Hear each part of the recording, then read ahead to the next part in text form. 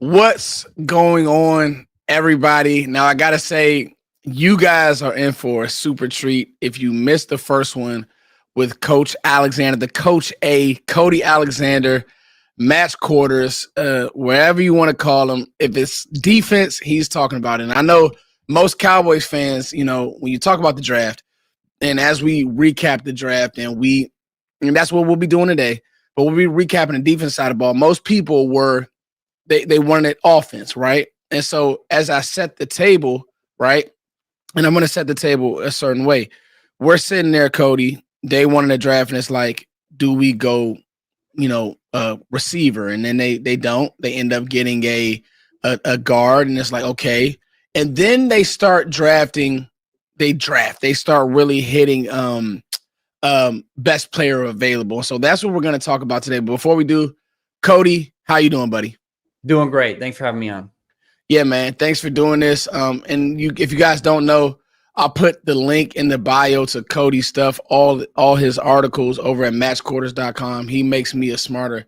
He makes me a smarter football guy, football nerd. And I wanted to bring you in today because I told you that we would talk after the draft, Cody, and I asked, you to come on. And I think that Dallas did something smart. They said, we have needs at receiver, and this is in the second round. We have needs at receiver. We have needs at running back. But this guy is smarter than, you're smarter.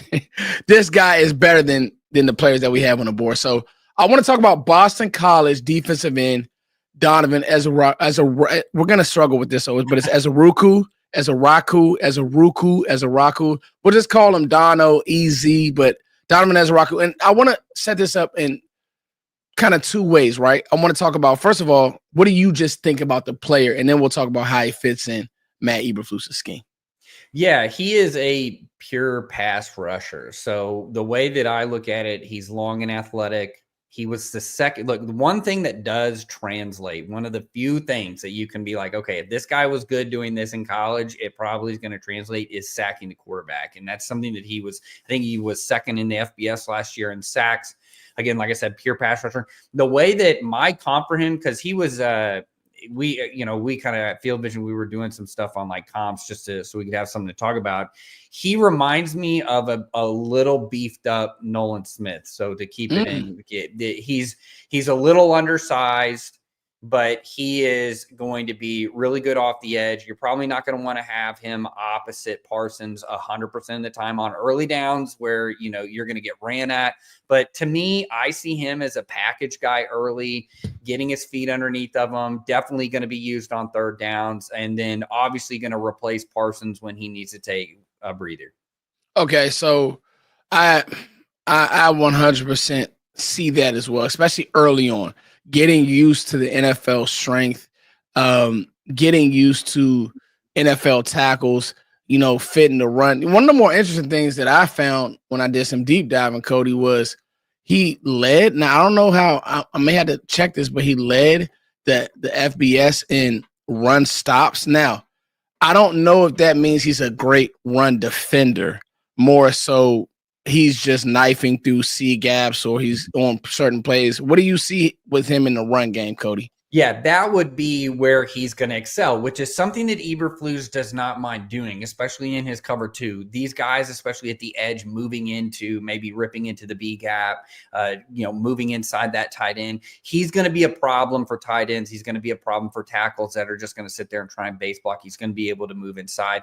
The thing with stops at the college level is, think about it, a lot of these guys are coming from Y off 11 personnel, isolated tackle situations. So the run is essentially just like the pass. You're getting guys that aren't necessarily kick stepping. He's got speed and athleticism to beat him at the point of attack. That was one of the things that I noticed with him at Boston College, is that his ability to rip inside, he's quick enough that he doesn't get, that's going to be something that will be interesting though, because we're dealing with a different breed of tackle in the NFL, is can he consistently do that? And I think that if they keep him on the weak side, especially if you've got a big nose, which I'm sure we'll talk about later, that now he can play a little bit of that ISO game. So that's where I think that is. I don't think his run production will be as, with the stops. I don't think we're going to see something like that. Do I think that he can survive? Yes. If something happened to Parsons, I think what you're going to see them is when they go nickel and they want sort of a speed package on there, he's going to be the guy that's going to be opposite Parsons. And now you can really cook with that. Interesting. I think the thinking too, Cody, is never enough pass rush, right? So yeah, draft pass rushers and corners, one's going to hit. I don't think you go wrong with that. Yeah, because people, you brought in Nealon last year. What's his role? Well, I'm like this. Sam Williams hasn't hit. I think that you're bringing in Donovan E because you know who he is, 16 sacks, team captain. Like everybody was listening to some of the scouts today, Cody, and it was like on the replays from some of the draft, you get the draft content and everybody says the same thing. And they actually switched staffs. And you were talking about some of the Boston College film that you had studied. Is it Coach Hafley? Yeah, Hafley, who's with the Packers. Okay, I bet. So pro stuff. And he left, but then the new staff, they love him. Yeah. And they love his work ethic. They love how he comes. He's a leader. And I just think that that's the complete opposite of what you've gotten in Sam Williams. Sam Williams coming out of Ole Miss was this, Dan Quinn loved the upside, but there was some off the field. Does he take football serious? I'm just like this. You signed Dante Fowler. Okay. You're going to pay Micah Parsons. He's going to be the highest paid defender in the NFL. You brought in Marshawn Elam last year. And now you have Donovan Ezeiruaku. To me, it's great drafting. Just keep making a position of strength, in my opinion. Yeah, and you also are building two rooms within the room. You have these kind of traditional two rooms within the room. I like that, Cody. So you got the 260 plus guys.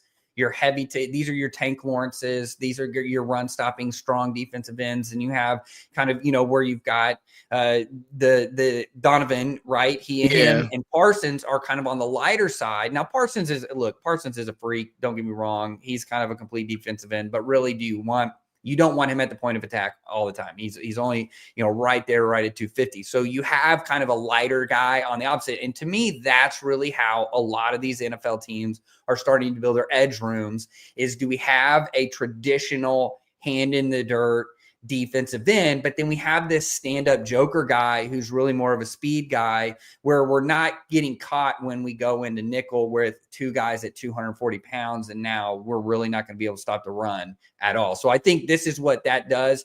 If you look at who's already on the roster, a lot of bigger defensive ends. So to me, I think he slides in right behind Parsons, and he's going to be working with Parsons day in and day out. Good stuff. Cody Alexander's Match Quarters. We got a super chat here. $19. Loved the selection of Tyler Booker. I think, Cody, I know you're here to talk defense, but I think that Tyler Booker was a clean, safe selection. I didn't have a first round grade on him, but I also understand it, especially what, if Brian Schottenheimer wants to run at you, run a lot of duo, keep him more in the skip pull game. I don't like him getting out wide. The athletic metrics do scare me. I'm not going to move from that, but moving forward, playing forward, being a leader and being physical, I think that he makes sense. And thank you so much for that, Jamal. Okay. And thank you, Cody. I can't say that enough. I'm going to give you flowers. Let's move on to somebody. You guys are in for a treat. So everybody put W's in the chat because you guys are in for a treat here. Cody not only knows these players, he knows the coaches who coach these players. And so let's set the table. To me, had Shavon Revel, not Shavon Revel Jr., let me make sure I put the junior in there.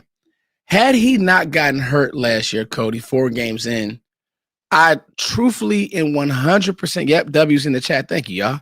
I truthfully and 100% think that he was a bona fide first round pick. Mm-hmm. And there's people who may have had him go over Will Johnson. Will Johnson actually fell, but would have possibly went over Will Johnson. Right. He gets hurt. Maybe people don't know about the medicals. He falls to the 3rd round. To me, absolute W being able to get this guy in the third round. Coach Alexander, take it away, because also Coach Alexander, Cody Alexander, knows his best friend actually coached him and has real insight on the player. Yeah. So first off, just so we know, if you're seeing there and you're like, man, third round, that's a really far. Maybe there's something up. I'll go. There's two things with that. One, it's kind of like the quarterback situation. If you don't go in the first, meaning they don't think you can start, why am I drafting a guy in a position of need that I need a starter now? And then so Cowboys in the third round is a perfect fit. Why did he drop? He's an ACL comeback. He's going to be ready right at fall camp. So right at the beginning of August will be when he's starting to be able to practice. You have two corners that you don't have to worry about. He doesn't have to be a starter. So if you're looking at why he fell that far and why Will Johnson fell apart, that's why. Is that in the NFL, if I'm going to go for a first round pick, he either has to be so good that I don't care how injured he is, right? Like he's just going to be like an all-star and it doesn't matter, bona fide can't miss, or that he's going to potentially start for me, right? Because you don't draft the guy in the first round to sit, right? That very rarely. And if you do, then you look like a bad GM. So to me, that's part one of this. Part two of this, his doctor that he got his ACL tear fixed is Daniel E. Cooper from Dallas. He is an NFL guy, this very connected with Cowboys. This is a local guy. He got a local surgery. You don't think that they were down there talking to him in person, which is completely different than on the phone. So this shows me Cowboys did their homework. They know exactly who this guy is. So my relationship in this whole deal is I'm good friends with Steve Ellis, who is his coach at ECU, is now the defensive back coach, is a corners coach at Louisville. So this is a guy who coached Jarvis Brownlee with the Titans, Jaquan McMillan, undrafted to starter for the Broncos. He coached Reed Blankenship and Travarius Ward at Middle Tennessee. And then also Quincy Riley is a product of Coach Ellis. So this is a guy who has developed talent. This is not a guy who, though his first Power 4 job was at Louisville. So this is a guy who's been around, knows how to develop. So he had nothing but amazing things to tell me. When I actually was visiting Louisville last week with their defensive staff and kind of spending a couple of days with him. He couldn't stop talking about him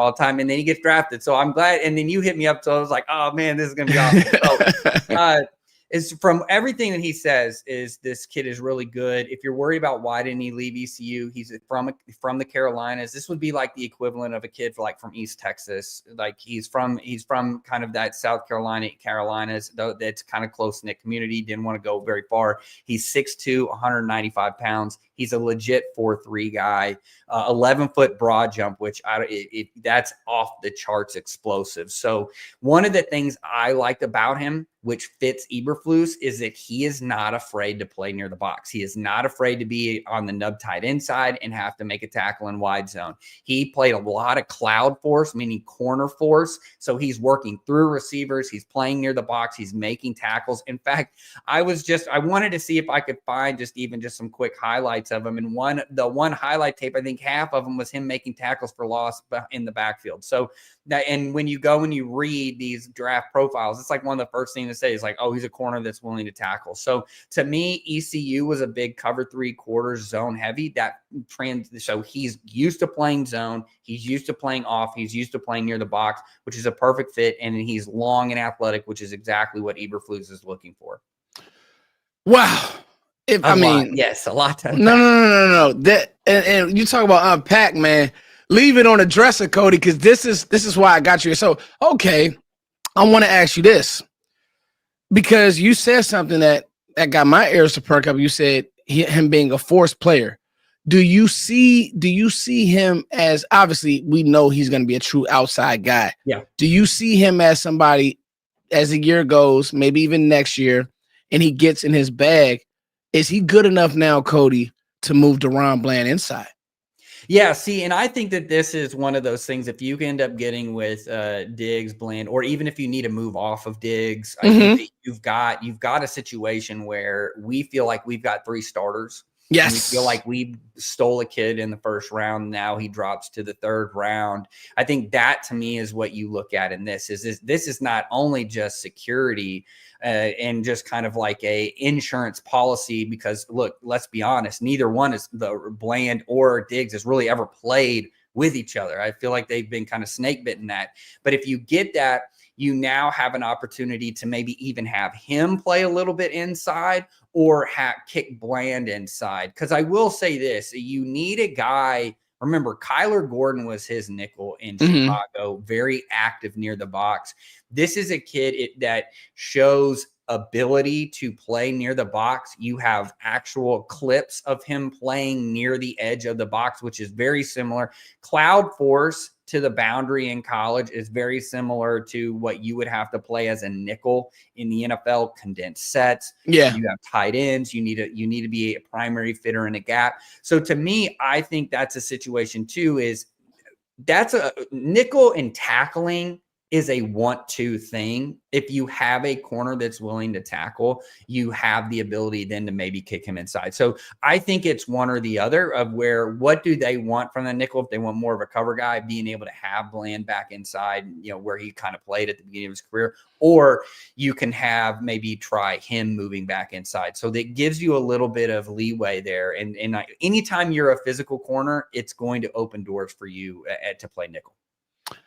Man, such good stuff, because I when I look at Shavon Revel, they have plans for him. I do think ultimately, depending on how rehab does go with Trevon Diggs, it could be one of those things where maybe he's not in their long-term future. And this guy, as you bring him along, as he sees these guys work, practice, get better, it's one of those things where it's like he's ready to go and you can move off Diggs with ease versus having to go into a draft, maybe next year's draft or the year after that, and needing a corner. I'm so glad that Dallas made that pick. And like you said, I saw him do some things. I think he's best as a press guy. But that's what I saw on film. Yeah. Stop me if I'm wrong. Heavy-handed, quick-footed. He can run, so you're not giving up by press. A lot of these corners, when you kind of get into these low 4.4s, these or high 4.4s, low 4.5s, you're looking more at a zone corner, off corner. But this is a kid that is 6'2", 195 pounds, pushing 200 pounds,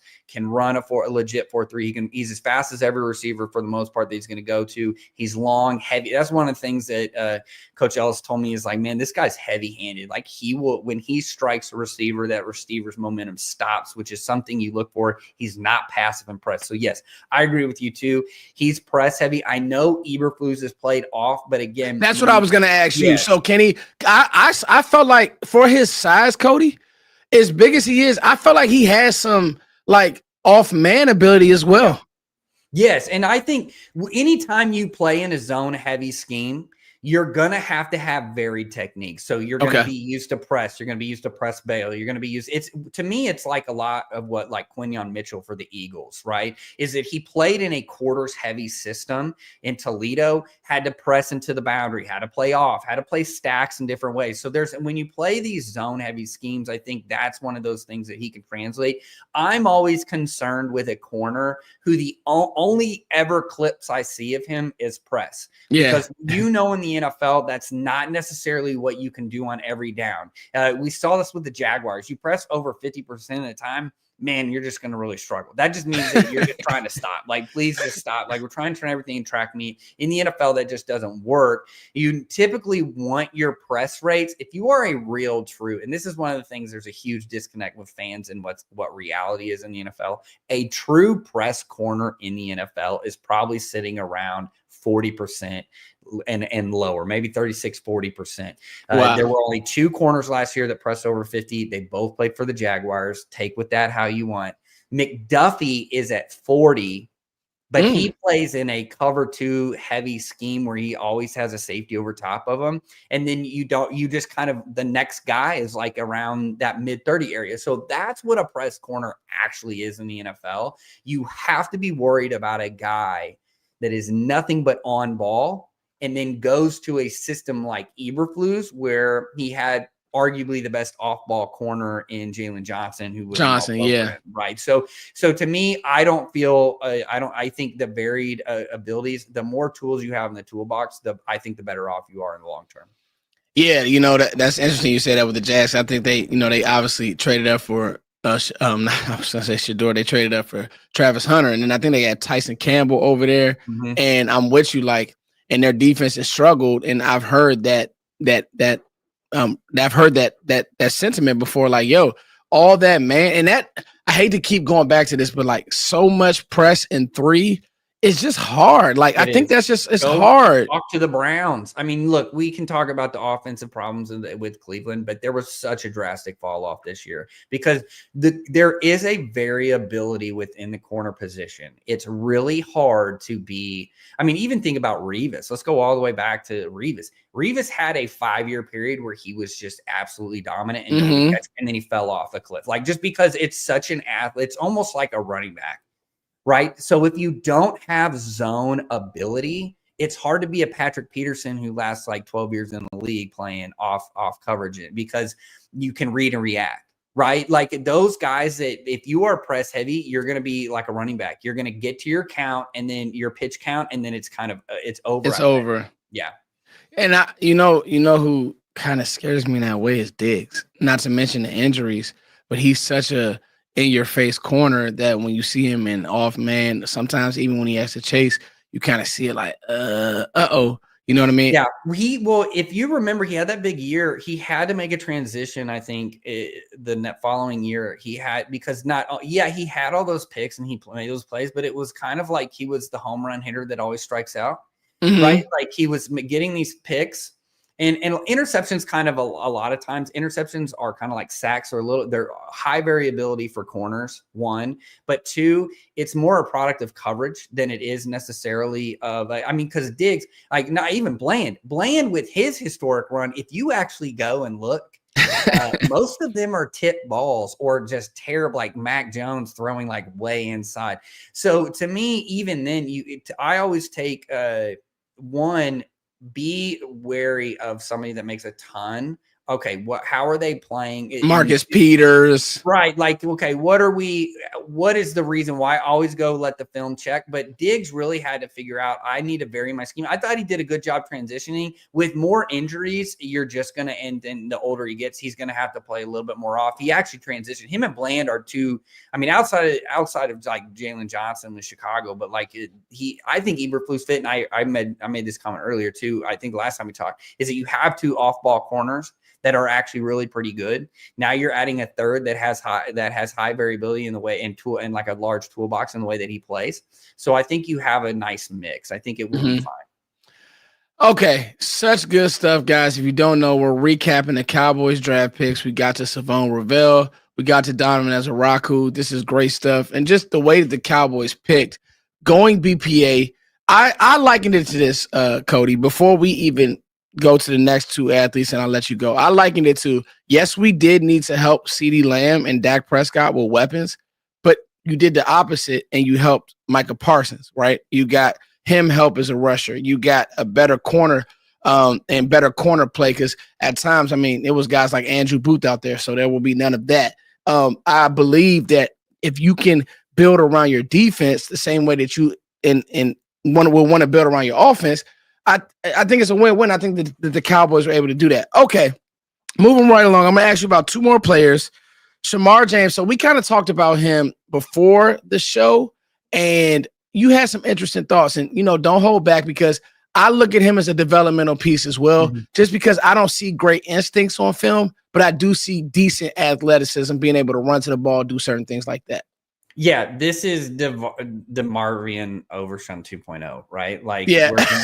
He's like a freakish athlete. He's about 220 pounds. So you don't want him necessarily playing a bunch in the box. But, hey, if we can move him around and use him in a targeted way, I think this is, hey, we may not have Overshown by the time, but we can maybe get a light version or get kind of manufacture what we had prior to. Yeah. So I think it's kind of twofold. It's a little bit, cocky is probably not the best word, but it's a little bit cocky by the Cowboys to take somebody like this in the sense that it's like, oh, well, we can maybe reproduce it with the same type of like mold and model, right? Because I know I don't ever like to put two athletes together. I think everybody individually is different. But I think to me, when you look at his measurables, you read about him, you look at what he's doing, it's like, oh, well, this is Overshown 2.0. They're just maybe saying, and two, again, it goes back to, we were talking about with the edges. You want to have a big edge and you want to have kind of a pure pass rusher, kind of an edge instead of a defensive end. This to me is kind of in that same mold of we want to have a hybrid guy that maybe we could play in a 4-3, but he really plays that same linebacker. So he's kind of that old, like I say old school was like 15 years ago when you have your nickel was not your nickel wasn't a corner. Yeah. He was like a safety that was a biscuit away from being a linebacker. A linebacker, like, hey, if you eat one more meal, I'm putting you with the linebackers. That's kind of like where we are at. But I think it fits with what they're trying to do in that kind of 4-3 system. You have I think, again, anytime you can have tools in the toolbox, you're going to figure out which ones work. And the more packages you can have, that's more pictures you're giving the offense. It was so interesting because right after we had our talk and you had really put me hip to Kyler Gordon, he gets paid. And I'm just like, that's why I brought Cody on here, because he was telling us, like, don't think that Matt Eberflus is just this 4-3, three true linebackers on the field. No, like I kind of started to tell people based off our conversation, because I don't watch much Bears defense. Right. So based off of our conversation, Cody, like, no, he will do different things. Matt Eberflus is not scared to mix things up. I'm honestly really intrigued about the linebacker deployment. Mm-hmm. Me too. Like, I really want to see what it looks like, Cody. Like, is it Marist? Is it Sambo? I think Sambo is going to have a big role now. We didn't attack linebacker in the draft late. We attacked it late. Like, what does it look like? And I honestly don't know. Maybe I'll have you back in season and we kind of peek at it, because I mean, I don't know, but it's something that I want to keep my eyes on. It's something that you said, and I want you to educate the audience, because this is going to get people are going to run this back. Explain the difference between a defensive end and an edge to those people who may not know what you meant there, Cody. Yeah, so we kind of throw the word edge now, like edge rushers or edge players now. But what you really have is you have like a traditional defensive end. These would be your Bosa's. This would be your Myles Garrett's, right, that are 260 plus, maybe pushing 280. They play on the edge. You don't really want to kick them inside. They hand in the dirt. You're not dropping them into coverage. This is somebody that's going to rush the passer or stop the run on a regular. This is Tank Lawrence. This is exactly who he was. He's good at stopping the run. When he's opposite somebody chasing the quarterback, he can easily make a couple sacks for you.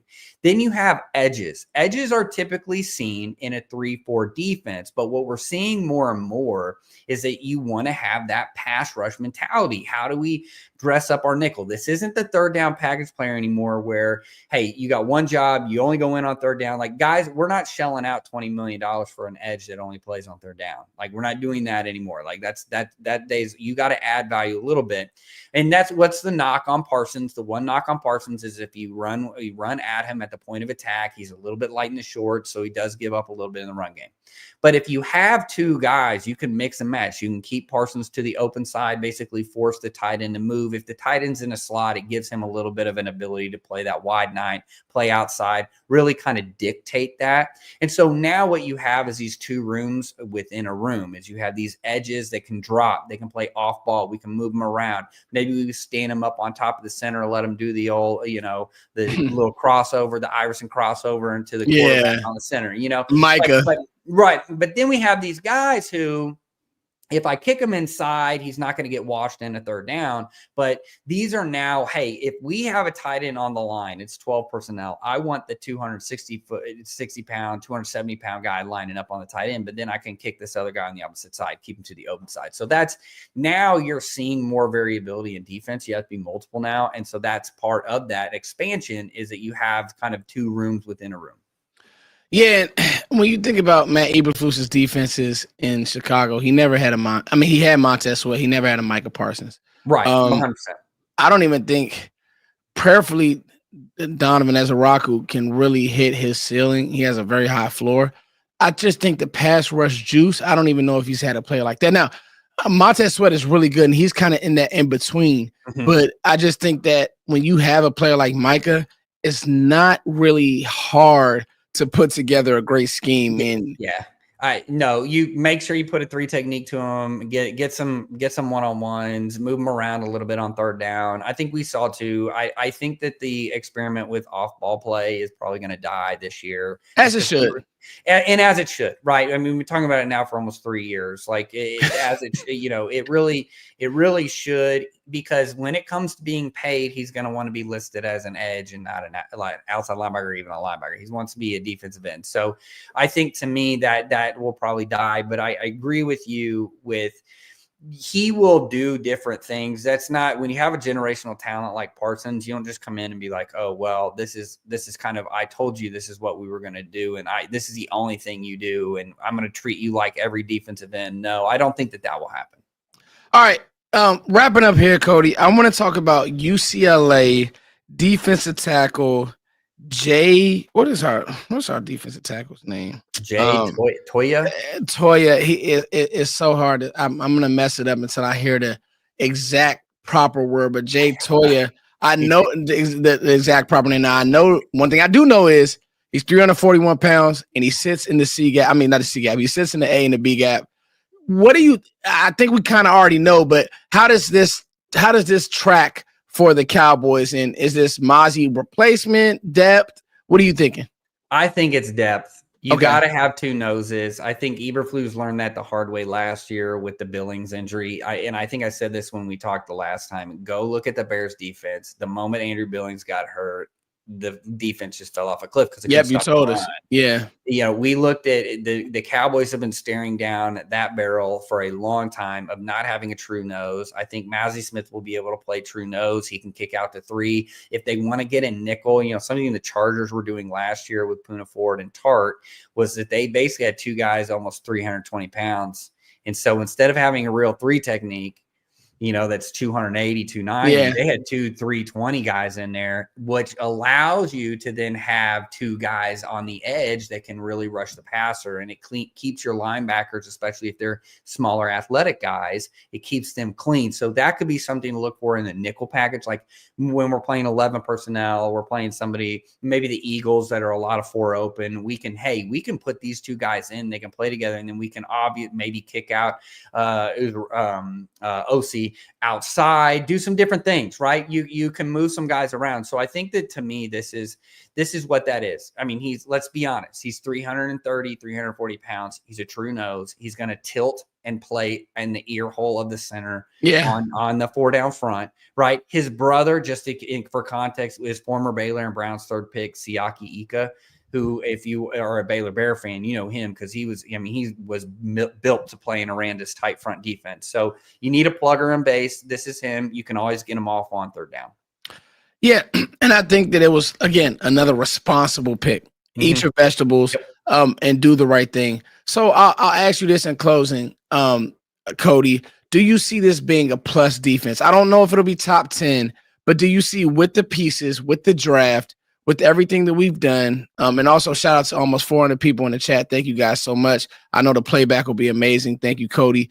Do you see, at least, barring injury, with everything that they've done in free agency, bringing in Jack Sanborn and the whole body of it all, do you see Matt Eberflus having a plus defense this year? Yeah, I do. Look, this is a guy that consistently builds plus defenses. This is going to be a top 15, maybe push for a top 10 defense. I think just because if you look at the personnel, now the one thing will be is, can they get Mozzie Smith to play nose? And I think he can. That's what he did at Michigan. He's basically running it back. Like rolling it back. He's rolling it back to why he was a 1st round draft pick. That's what he's going to be asked to do. I don't think he's going to be asked to do very much more than that. He's had a full year to get his body back. I think you now have 2 noses, so it's not like we have 1 nose, and if he goes down or he just doesn't work, maybe he is a bust and he doesn't work, okay, now we're in trouble. The linebacker situation, I think, is going to be a pleasant surprise. Kenneth Murray is not the greatest, but if you need to get out, he doesn't necessarily have to start over Leafau. Hopefully Leafau can progress in year 2. I think you said it, Sanborn, I think, is going to be calling the defense. I think that's who's going to be, and then just holding that play spot for Overshown for when Overshown comes. Now we play a little bit more of these 4-3 packages. We can move him around. But I think Sanborn is going to be a big-time player for this defense. I really like what they've done. I would argue, and we hint on this, the nickel spot. I know they like Mukwamu a lot. I need to just see it, but I need to see it. We're going into year 4. You kind of who you are by year 4. I know they brought him back. So it'll be interesting to see how that works. I thought your idea with Bland, maybe kicking him inside, or hey, maybe they get Revel in camp and they're like, dang, this guy's just wants to go bust heads. Let's put him inside a little bit and he can blitz. We know he can blitz. Like I said, just Google him and try and find his highlight tape. Someone's got it up. It's like half of it's him sacking the quarterback on a corner blitz or him getting a tackle for loss on a run, which when you're a corner, that may not seem like it's really good, but his coverage, nobody threw the ball to him because he played in the American and they didn't want to test him. I think he only had like 1 interception in his whole career. Well, that's because nobody wanted to throw to him. So that's it, Cody. I think this is a plus defense. I think there's something to be positive. I know that typical Cowboys at this time, everybody's on and we're kind of at that point now where the fatigue of being excited. But I do think they're in the right direction. I was pleasantly surprised with the draft. You go down and you start looking, it's like, okay, they needed a nose, they got one. They need linebacker depth, they got one. They needed, you never go wrong with edges and corners. So I will never get mad at an edge in a corner. I mean, think about it. Look, teams are overpaying for pass rush, and you already have a top 3 guy, right? And you're going to make that room stronger. And I love what you said, 2 rooms. That's beautiful. I'm stealing that. You coined it, but I'm going to steal it. 2 rooms. And if you have waves of pass rush, I mean, what are we doing? And so you got to go chase around Jalen Hurts. You got to go chase around Jaden Daniels. You got to go chase those guys. You got to get to the quarterbacks with the Giants and the weapons that they have. I'm okay, and I'm excited. And I just want to say, can we get claps in the chat? Almost 400 people, W's in the chat for Cody Alexander of Match Quarters. Cody, where can they find you, and what are you working on? I know you have a Substack, but just any information that you're working on right now, because I want to make sure that I plug that. Yeah, so you can find me. Everything you need is at matchquarters.com. So if you are a defensive nerd like me and want to study it, I study defense as an academic level. Like that's basically what I do. I try and stay on trend. So I'm doing that. I'm working through my defensive studies. I'm kind of working through that. I think we're up to I've got the Raiders here coming up. So we're about halfway through these studies. So every week I'm dropping more content on different NFL with obviously the best defenses coming right before the season. And guys, I think understanding defense is so important because you understand the trends and what teams are doing in the league, and it just makes you a better football watcher. I'll say this, as a coach, I used to listen to Cody and haven't listened to that podcast that much, but I first heard Cody on the coaches. It was coaches. It was a coordinator, I think, coaches and coordinators podcast. It was a really good podcast. And shout out to everybody in the chat. Shout out to everybody from the DMV, all my family, friends. But as a coach, you got to get better. You want to get smarter. I think fans should too, because then your opinions change. Then how you watch the game changes. Then when you see said player, you say, he can do this. He can do this. And this game, he did this. And then, Cody gave us the great nuggets today about, Shavon Revel and how he'll play, and knowing him personally, or knowing a coach who coached him personally very close. Those are the types of things to me that let's just get smarter. And he puts out great graphics. He'll give you film. I just think you're industry standard, Cody, and I just can't give you flowers enough, man. Yeah. Thank you very much, man. It means a lot. I really appreciate it. Hey, guys, as always, thank you all for liking, sharing, subscribing. Everybody from Dallas, California, wherever you are, the DMV, I love you guys so much. It's your boy, Footsie King, as always. Thank you guys for liking, sharing, subscribing. Like I said, we're going to give Cody a little time to do his thing. But maybe in season, we'll start bugging Cody and we'll get him back on the channel. All right, guys. Much love. Peace. Cody, that's